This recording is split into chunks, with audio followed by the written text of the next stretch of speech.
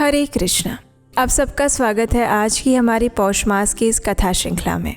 इस समय पवित्र पौष मास चल रहा है, जो कि भगवान श्री हरि और सूर्य नारायण देव को समर्पित मास बताया गया है। इस मास में प्रातः काल में उठकर स्नान इत्यादि से शुद्ध होकर सूर्य नारायण देव को अर्घ्य अर्पित किया जाता है, उनकी पूजा की जाती है और भगवान विष्णु का भी चिंतन मनन और पूजा की जाती है।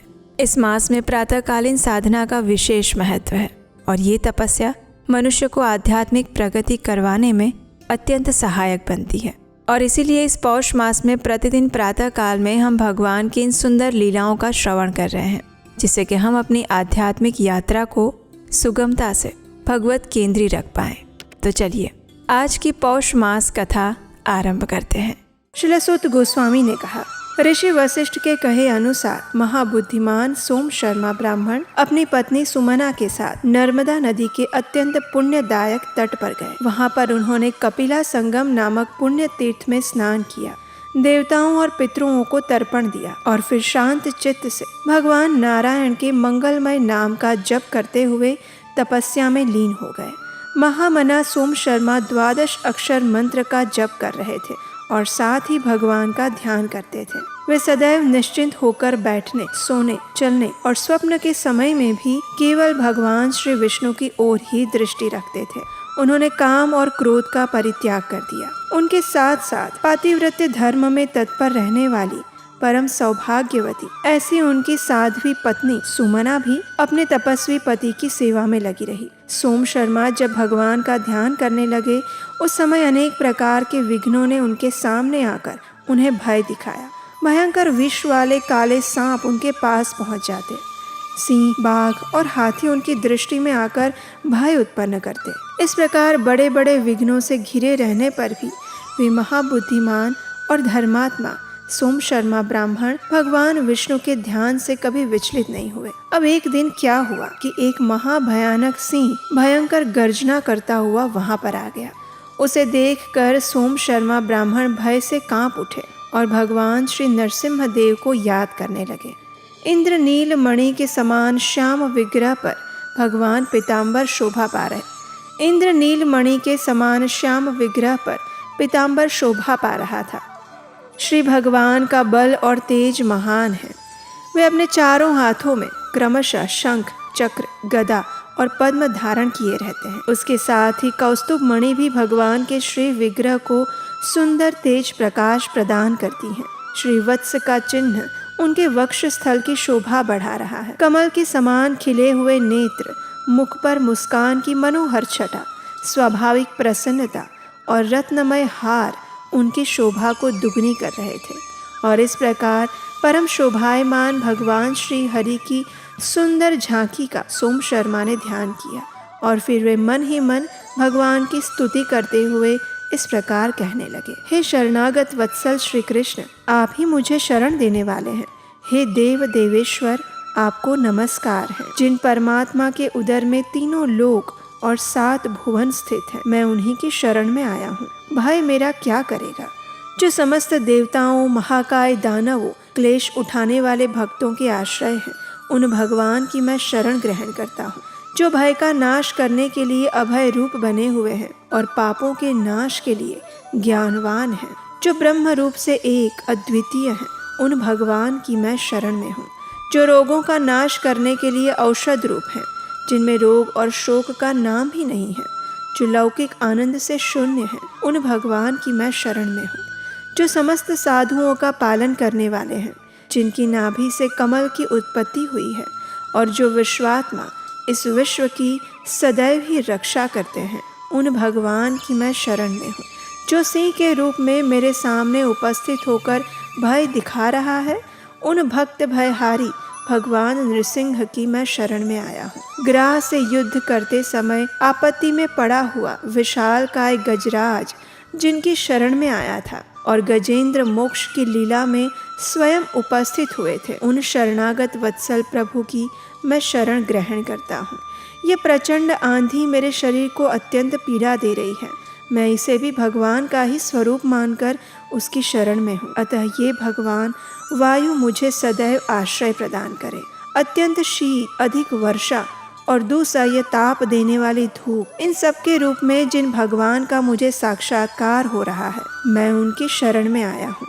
ये जो काल रूपधारी जीव यहाँ पर आकर मुझे भय देते हुए विचलित करने का प्रयास कर रहे हैं, वे सब के सब भगवान श्री विष्णु के स्वरूप हैं। मैं सर्वदा इनकी शरण में हूँ।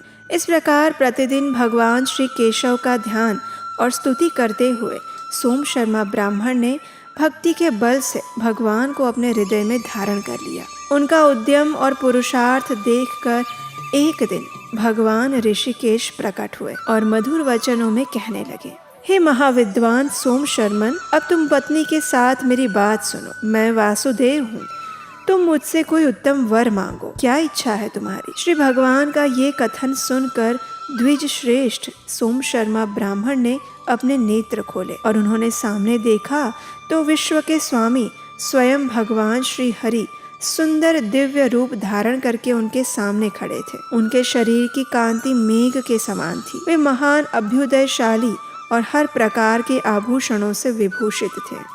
संपूर्ण आयुध उनकी शोभा बढ़ा रहे थे। उनका श्री विग्रह दिव्य लक्षणों से संपन्न था। उनके नेत्र खिले हुए कमल के समान थे। पीताम्बर वस्त्र उनके श्री अंगों की शोभा बढ़ा रहा था। देवेश्वर भगवान श्री विष्णु शंख चक्र और गदा धारण किए हुए गरुड़ पर विराजमान थे। वे इस जगत और ब्रह्मा आदि के भी भली भांति भरण पोषण करने वाले थे। भगवान जनार्दन को इस रूप में उपस्थित देखकर विप्रवर सोम शर्मा महान हर्ष से भर गए। करोड़ों सूर्यों के समान तेजस्वी और लक्ष्मी देवी के साथ शोभा पाने वाले श्री भगवान को देखकर उन्होंने साष्टांग उन्हें प्रणाम किया। दोनों हाथ जोड़कर अपनी पत्नी के साथ वे भगवान की स्तुति करने लगे। उन्होंने कहा, हे देव, हे जगन्नाथ, आपकी जय हो। सबको सम्मान देने वाले लक्ष्मीपति, आपकी जय हो। हे योगियों के स्वामी योगिंद्र, आपकी जय हो। हे यज्ञ के स्वामी हरे, आपकी जय हो। हे शिव रूप से यज्ञ विध्वंसक सनातन और सर्वव्यापक परमेश्वर, आपकी जय हो। हे यज्ञ व्यापी परमेश्वर, आप प्रज्ञा स्वरूप हैं, आपकी जय हो। प्राण प्रदान करने वाले प्रभु, आपकी जय हो। पुण्य पालक हरे, आपकी जय हो। आप ज्ञान गम्य हैं। हे कमल लोचन, आपकी नाभि से कमल का प्रादुर्भाव हुआ था, अतः पद्मनाभ नाम से प्रसिद्ध आपको प्रणाम है। हे गोविंद, हे गोपाल, हे शंख धारण करने वाले निर्मल स्वरूप परमात्मन, हे चक्र धारण करने वाले अव्यक्त रूप परमेश्वर, व्यक्त रूप धारी, आपको नमस्कार है, आपकी जय हो। आपके अंग पराक्रम से शोभा पा रहे हैं। हे विक्रम नायक, आपकी जय हो। विद्या से विलसित रूप वाले देवेश्वर, आपकी जय हो। सुवर्ण आपका तेज है, आप विजयी वीर हैं। आप अत्यंत तेज स्वरूप और सर्व तेजोमय हैं। आप दैत्य तेज के विनाशक और पापमय तेज का अपहरण करने वाले हैं। आप गायों और ब्राह्मणों का हित साधन करने वाले हैं। आप परमात्मा को मैं प्रणाम करता हूँ। आप भविष्य भोजी और हव्य और कव्य का वहन करने वाले अग्नि हैं। आप ही स्वधा रूप हैं। आप स्वाहा रूप, यज्ञ स्वरूप और योग के बीज हैं। हाथ में शारंग नामक धनुष धारण करने वाले आप पापहारी हरि को प्रणाम है। कार्य कारण रूप जगत को प्रेरित करने वाले विज्ञानशाली परमेश्वर को नमस्कार है। सबके सब प्रकार के क्लेशों का अपहरण करने वाले हरित केशों से युक्त श्री भगवान को प्रणाम है। विश्व के आधारभूत परमात्मा केशव को नमस्कार है। कृपामय और आनंदमय ईश्वर को नमस्कार है, जो दिव्य होने के साथ ही दिव्य रूप धारण करते हैं। 11 रुद्र जिनके चरणों की वंदना करते हैं, ब्रह्मा जी भी जिनके सामने मस्तक झुकाते हैं, उन भगवान को प्रणाम है। वराह रूप धारी, हे महाकच्छप के रूप में आपको नमस्कार है। वामन और नृसिंह का रूप धारण करने वाले आप परमात्मा को नमस्कार है। इस प्रकार सभी इंद्रियों के स्वामी भगवान श्री जनार्दन का स्तवन करके सोम शर्मा ब्राह्मण ने कहा, हे प्रभु, ब्रह्मा जी भी आपके पावन गुणों की सीमा को नहीं जानते। रुद्र और इंद्र भी आपकी स्तुति करने में असमर्थ है।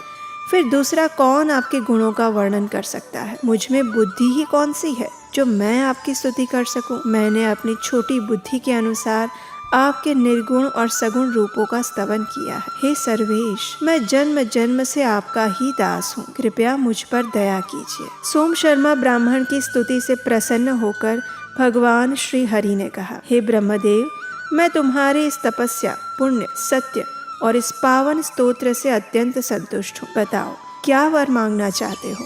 भगवान श्री हरि द्वारा ये कहे जाने पर सोम शर्मा ने एक विशेष वरदान की याचना की, और वो वरदान क्या था ये हम जानेंगे हमारी इसी पौष मास कथा श्रृंखला की अगली कड़ी में। इसे याद से सुनने के लिए आपके अपने चैनल को सब्सक्राइब करके रख लीजिए, नोटिफिकेशन ऑन करके रखिए, और अगर ये कथाएं आपको सुनना अच्छा लग रहा है तो उसे दूसरे लोगों के साथ भी शेयर कीजिए और इस वीडियो को लाइक कीजिए। और हम आपसे मिलेंगे इसी कथा श्रृंखला की अगली कड़ी के साथ। हरे कृष्णा।